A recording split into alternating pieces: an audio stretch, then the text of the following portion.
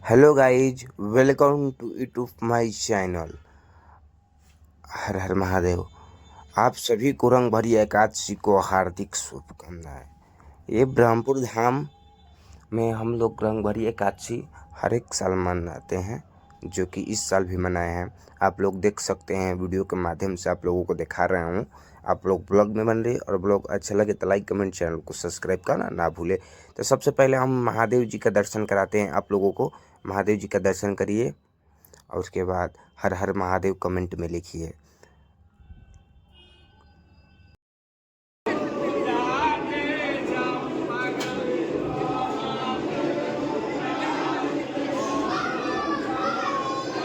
ये तो दर्शन कर लिए। अब हम आप लोगों को दिखाते हैं बाहर का नज़ारा, जो कि हमारे सभी मित्र पंडा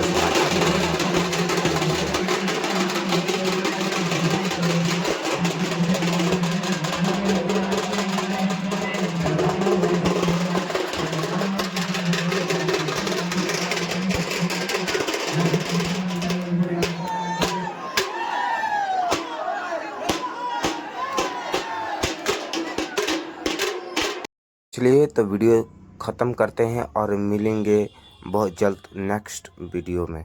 हर हर महादेव। आप सभी को हैप्पी होली।